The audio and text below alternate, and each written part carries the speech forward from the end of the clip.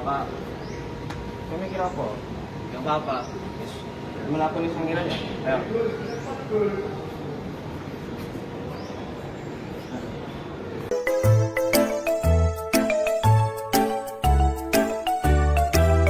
Selamat siang teman-teman. Kami dari SMK Kolej Mikael 10 TP5 akan memperkenalkan kalian kepada Museum Sangiran yang terletak di Sragen. Sebelum kami memulai videonya lebih lanjut, perkenalkan nama saya Michael Dharma Putra Stiono. Sebelum perkenalan absen 18. Kita dari kelompok 8. Ya, kita dari kelompok 8. Jadi kita mengangkat tema Kapak Corong. Oke, lanjut perkenalan. Baik, nama saya Michael Dharma Putra Stiono. 10 TP5 absen 18.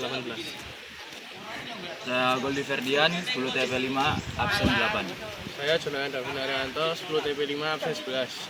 Saya Octavianus Pradipta Sabdana, 10 TP5 absen 26. Sebelum kalian memulai video ini, jangan lupa untuk like, komen, dan subscribe.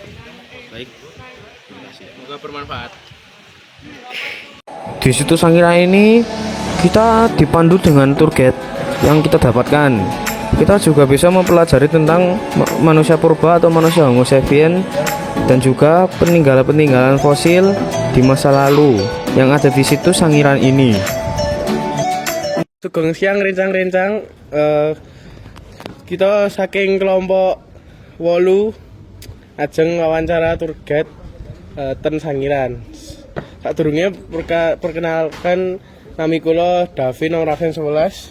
Nami kula Michael Dharma Putra Stiono. Saya sebagai pemandu namanya Pak Tanto. Nama kula Goldi Ferdian. Nami kula Octavianus Pradipta Sabdana. Dadi ten siang niki kula ajeng tanglet-tanglet apa niku kapak corong, Pak? Ya, mengenai kapak corong itu terus terang itu tidak ditemukan di Sangiran, di situ Sangiran. Itu hanya bisa yang saya alami, yang bentuk gambar yang seperti Anda tunjukkan tadi, itu kebiasaannya itu ditemukan di daerah Ngandong, Jawa Timur.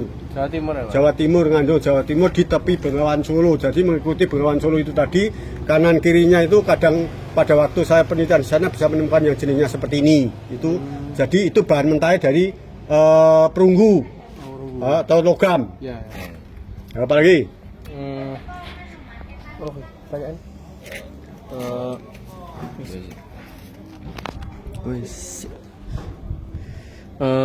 Kados pundi sajarahipun betiang corong, Pak? Ya sejarahnya kan sing nganggo kan sudah manusia modern. Sudah yang termasuk manusia Homo sapien lah.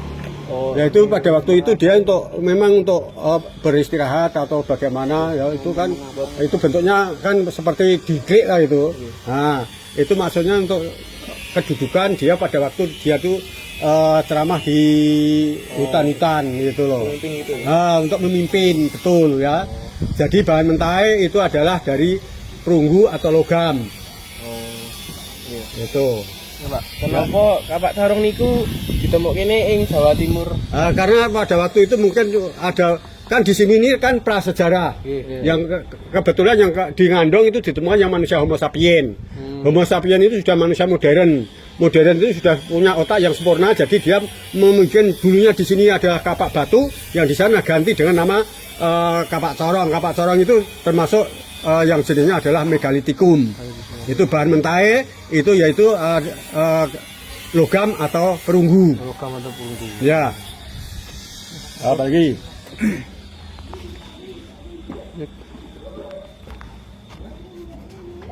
Jadi Pak, kapak corong niki ditemuke kan zaman apa Pak? Itu termasuk zaman kalau zamannya Anda tidak akan nyangkut. Kalau diambil dari zaman itu zaman Hulusin. Hulusin di Sangiran itu ada ya. Pertama Pliocene, kedua Pleistosen bawah, ketiga Pleistosen atas, keempat baru ke Hulusin.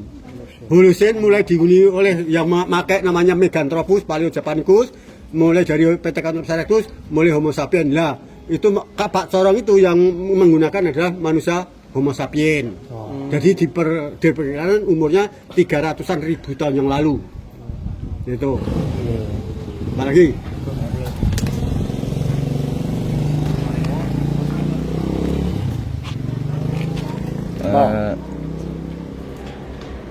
kapan kapak corong ditemuke?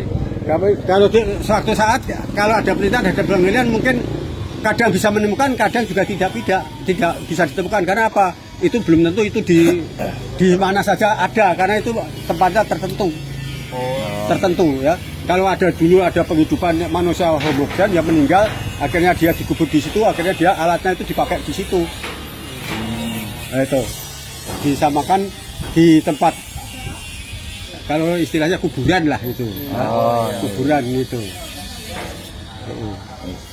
Nah, terus niku kapak corong niku fungsine kagem napa ya? Ya kapak corong itu pertama untuk melimbas atau untuk motong atau ya. Kalau yang bentuk yang Anda tunjukkan tadi itu biasanya untuk duduk itu. Untuk duduk.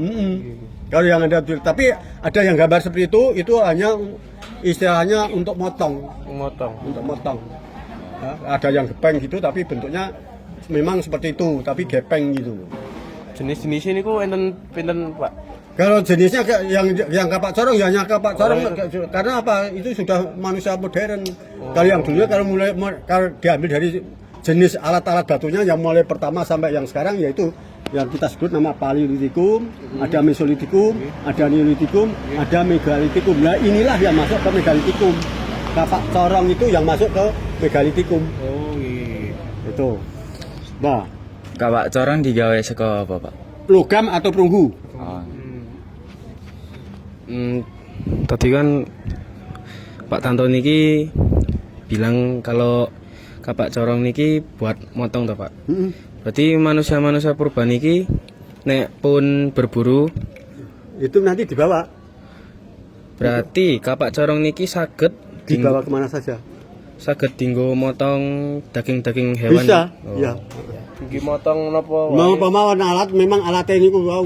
Termasuk contoh saja yang namanya Paleolitikum itu kampanye asal dia lingir atau runcing itu untuk potong, untuk nusuk hewan, untuk menusuk pohon-pohonan. Nah, itu. Berarti kapak corong niki tidak dikhususkan buat memotong suatu material yang khusus. Enggak. Ya, memang enggak. Cuma eranya itu era yang eranya itu masuk era Megalitikum, tadi jenisnya itu adalah yang disebut kapak corong. Oh nggih. Ya pun tekan kula Pak. Nggih, Lan matur nuwun. rencana kami sugeng siang Pak. Nggih, Terus ya, Pak. ayo. Turun nggih Pak. Yuk. Siang rencang-rencang. Perkenalke jenengku Michael Dharma Putra Setiono. Tekan sedoso TP Gangsal. Kula Jonathan Davin Arianto saka sedoso TP Gangsal. Dino iki aku lan Davin lagi ning Sangiran. Di Sangiran iku kaya panggon dinggo awake dhewe ndelok jaman purba biyen. Jadi niki kula sampun tumbas batu jenenge iku Sri Rezeki. Niki bahane saking batu akik. Kangge proses lan sejarahe batu niki kula tangletke kambe sing dodol batu Sri Rezeki niki. Kacik iki, kacik. Sugeng siang Bu. Nyuwun sewu panjen asmane pun jenengan sinten nggih? Bujiem. Oh Bujiem. Jadi batu niki proses gawene pripun nggih? Ini dulunya kan bahannya seperti gini. Nah, itu lalu dipoles sama gerinda, lalu dikirakan sama amplas gitu. Niki batu akik lho. Ya batu akik namanya batu Sri Rezeki. Terus untuk kegunaannya niku apa? Ada ya buat krian bisa, buat sabuk sini bisa. Sabuk? Sabuk setut itu loh Mas tahu. Oh, setut, iya, Buat iya. liontin bisa. Tinggal yang mau gunakan. Tapi biasanya buat sabuk, buat liontin gitu Mas. Oh. Berarti niki batune bisa dibilang semi multifungsi nggih Bu? Oke. Ini kalau namanya di pinggir kali-kali kalau Oh, pinggir kali. Kalau ini daerah itu sawah-sawah kan dulu mesinnya laut Mas. Kan batu lava, nah disediakan. Angel mboten Bu nemu iki. Ya susah, ini kan kelihatan kan dikit-dikit, enggak sekali banyak enggak. Terus sulit, iya. ngumpulin. Nek batune niki saged buat balang teman gitu bisa, Bu? Ya bisa. Bisa. Buatan niku. Bisa. Matur nuwun nggih, Bu. Selamat siang teman-teman. Pada kali ini kita akan menjelaskan kapak corong dengan unsur 5W1H. Corong adalah kapak prasejarah yang terbuat dari perunggu. Kapak corong memiliki lubang di bagian tengahnya sehingga kapak itu bisa dipanggil kapak corong. Corong diperkirakan dibuat 2000 atau 3000 sebelum Masehi. Lalu ditemukan oleh Ramvius pada abad ke-18 dan 19. Di abad ke-19 itu mereka melakukan penelitian terlebih terhadap kapak corong. Kapak corong tersebar di berbagai pulau, terutama di pulau bagian timur di Indonesia. Kapak corong sendiri ialah untuk menggali umbi-umbian, karena pada zaman modern manusia sudah mengenal yang namanya bercocok tanam. Dan menurut tour guide kita sendiri yaitu Pak Tanto, manusia modern menggunakan kapak corong juga untuk berburu dan menyayat kulit hewan-hewan yang telah diburu mereka. Proses pembuatannya sendiri, kapak corong dibuat atau diproses melalui proses casting atau molding, yaitu dengan cara memasukkan cairan pada cetakan yang telah disediakan. Dari kelompok kami, kapak corong adalah kapak prasejarah yang sudah ditemukan dari 2000 sampai 3000 tahun sebelum Masehi. Lalu baru diteliti setelah abad ke-19. Kapak corong memiliki banyak fungsi, salah satunya antara menggali umbi-umbian dari tanah sampai menyayat kulit hewan mati. Sekian kesimpulan dari kelompok kami. Terima kasih. Teman-teman, kita sudah kembali dari situs Sangiran.